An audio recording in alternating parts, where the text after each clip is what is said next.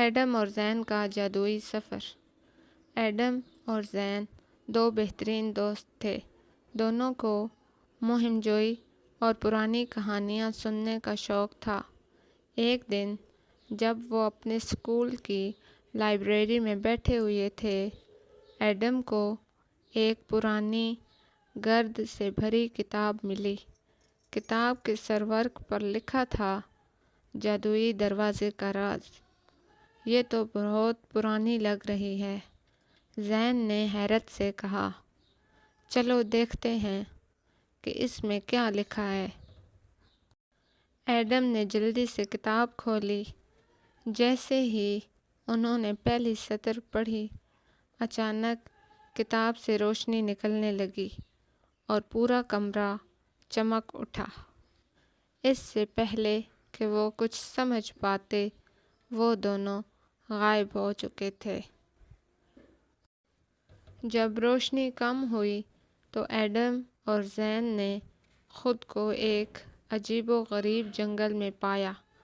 درخت ہوا میں تیر رہے تھے، ندی کا پانی سنہری رنگ کا تھا اور آسمان نیلا ہونے کے بجائے جامنی رنگ کا تھا۔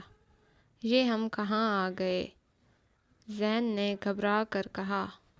میرا خیال ہے ہم کتاب کے اندر آ گئے ہیں، ایڈم نے حیرت سے جواب دیا۔ اچانک ایک چھوٹا سا بونا ان کے سامنے آیا۔ وہ نیلے رنگ کا تھا اور اس کے ہاتھ میں ایک جادوئی چھڑی تھی۔ میں ڈور مین ہوں، اس دنیا کا محافظ۔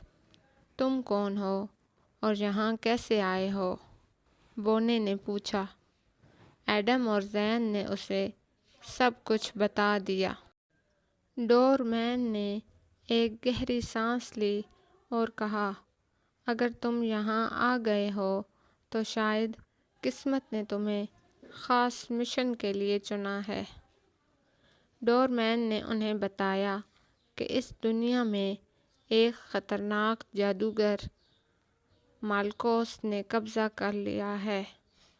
وہ جادوئی کتابوں کو چوری کر کے علم پر قبضہ کرنا چاہتا ہے تاکہ ہمیشہ کے لیے حکمران بن سکے۔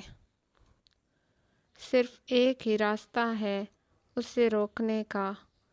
تمہیں روشنی کی تلوار ڈھونڈنی ہوگی جو آئینہ پہاڑ میں چھپی ہوئی ہے، لیکن یہ آسان نہیں ہوگا کیونکہ راستے میں بہت سارے خطرات ہیں۔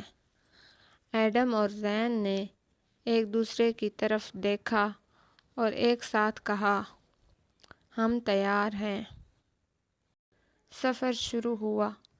پہلے انہیں جادوئی دلدل سے گزرنا پڑا، جہاں زمین کے نیچے چھپے ہوئے عفریت ان پر حملہ کرنے کے لیے تیار بیٹھے تھے۔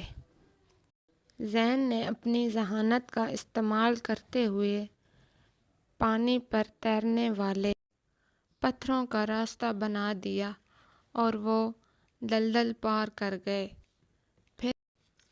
پھر انہیں برفانی غار میں جانا پڑا جہاں برف کے دیو موجود تھے۔ ایڈم نے اپنی بہادری سے برفانی دیو کے ساتھ لڑائی کی اور اسے شکست دے دی۔ بالآخر وہ آئینہ پہاڑ پہنچے۔ وہاں انہیں ایک چمکتی ہوئی تلوار ملی۔ جیسے ہی ایڈم نے اسے ہاتھ میں لیا، پوری پہاڑی روشنی سے جگمگا اٹھی۔ اب وقت تھا مالکوس کا سامنا کرنے کا۔ جادوگر کا قلعہ ایک سیاہ پہاڑ پر جہاں ہر طرف اندھیرا چھایا ہوا تھا۔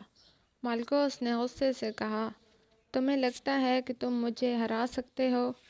میں اس دنیا کا سب سے طاقتور جادوگر ہوں۔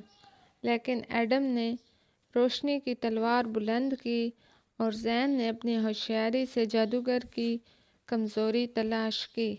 جیسے ہی ایڈم نے تلوار سے آخری وار کیا، ایک زوردار دھماکہ ہوا اور مالکوس غائب ہو گیا۔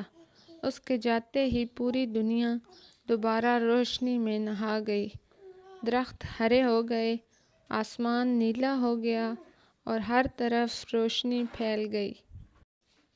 ڈور مین نے کہا، تم ہماری دنیا کو بچانے آئے، تمہارا بہت بہت شکریہ۔ اب وقت ہے کہ تم واپس چلے جاؤ۔ اچانک کتاب دوبارہ چمکنے لگی اور لمحے بھر میں ایڈم اور زین دوبارہ اپنی لائبریری میں موجود تھے۔ زین نے حیرت سے کہا، کیا یہ سب خواب تھا؟ ایڈم نے میز پر پڑی چمکدار تلوار کی طرف اشارہ کیا اور مسکرا کر کہا، نہیں، یہ حقیقت تھی۔ اگر کہانی پسند آئی ہو تو ہمارے چینل کو سبسکرائب کریں اور اسی طرح کی مزید اخلاقی، جادوئی اور لوک کہانیاں دیکھنے اور سننے کے لیے بیل آئیکن دبائیں۔